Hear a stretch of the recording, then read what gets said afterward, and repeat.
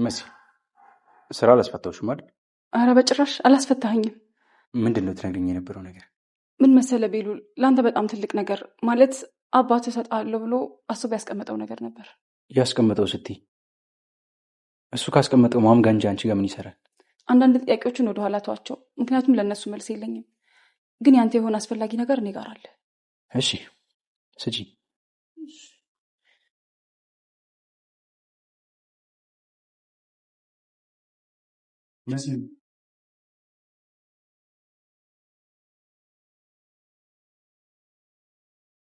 መሲ ምንድን ነው?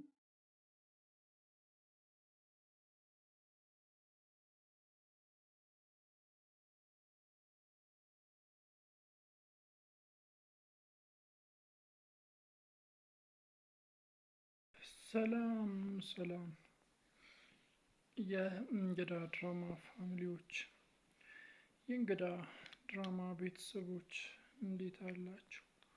ሁሉ ፒስ፣ ሁሉ አማን፣ ሁሉ መልካም ነው ወይ?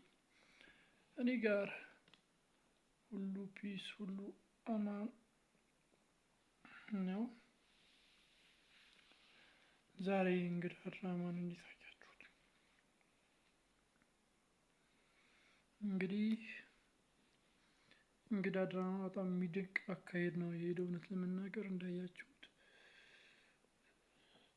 ጆ ወይዘሮ ሄለን ቤት ውስጥ መጥቶ እነ ኤልሹ ጋር መጥቶ ሲንዘባለል ነበር ቁጭ ብሎ ማለት ነው።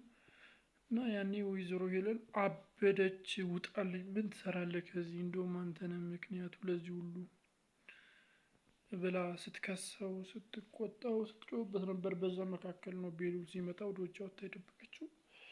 ብቻ ከቤሉል ጋር ትንሽ ካወሩ በኋላ ጆ ተመልሶ መጥቷል። እንግዲህ ከቤሉል ጋር ሊደባደቡ ነበር። ቤሉል ሊመታው ነበር። ያው እናትየዋ አስተባበለችው። ከዛ ክፍል ሊያስወጣት የሚችል እሱ ነው ምናምን ብላ አስተባበለች። ብቻ ጆ እዛ ቤት ውስጥ እጁን ብዙ ቦታ አስገብቷል። እጁን በጣም ብዙ ቦታ አስገብቷል። በጣም ብዙ ቦታ ማለት ነው። ከዛን እንግዲህ ሄዶ አስከፍታት። ቤሉል ከኋላ ዘሎ መጥቶ በሩን ዘግቶ ነው የገባባት ማለት ነው። እዛ በጥፊ መታት ሁላ ኤልሹ የሚገባትን የቃሪያ ጥፊ አብልቷታል። ሲቆጣት ነበር፣ ሲጮህባት ነበር፣ በጣም ብዙ ነገር ሲላት ነበር። ፍቅር ይዞኝ ነው ምናምን ምክንያት አቅርባለታለች። ብቻ በጣም ነው የተናደደባት። በሌላ በኩል ካወራት በኋላ እናትሽን አውሪያትና ተመልሰሽ ነይ ብሏታል። እናትየዋም እንግዲህ ስትጮህባት ስትቆጣት ነበር። ለእሷ ብላ ብዙ ነገር እንዳደረገች ሁላ ስትነግራት ነበር። በጣም ስትቆጣት ነበር። በጣም ማለት ነው። በጣም ስትቆጣት ነበር።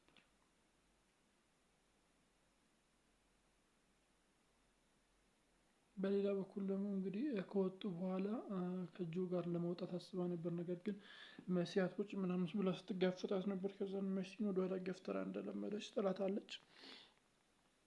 ከዛ መኩ እንዲከተላቸው ስትነግራት ነበር። መኩ ያው አስመልሷታል፣ ወደ ቤት አስመልሷታል።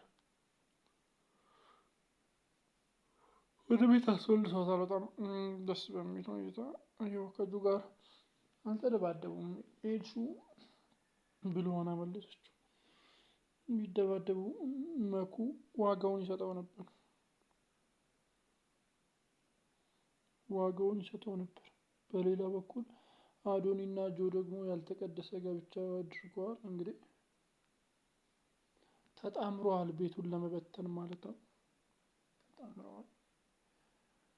ብቻ ቀጣይ ክፍል ላይ ምን ይፈጠራል፣ ምን ይከሰታል ብላችሁ ታስባላችሁ? እስቲ የምታስቡትን ሀሳብ፣ አስተያየት፣ ግምት በኮሜንት መስጫ ሳጥን ላይ አስቀምጡልኝ። ለዚህ ቻናል አዲስ ከሆናችሁ ደግሞ ሰብስክራይብ በማድረግ ደወል ምልክቷን መጫን እንዳይዘነጋ። ባይ። በቀጣይ ክፍል እንገናኛለን።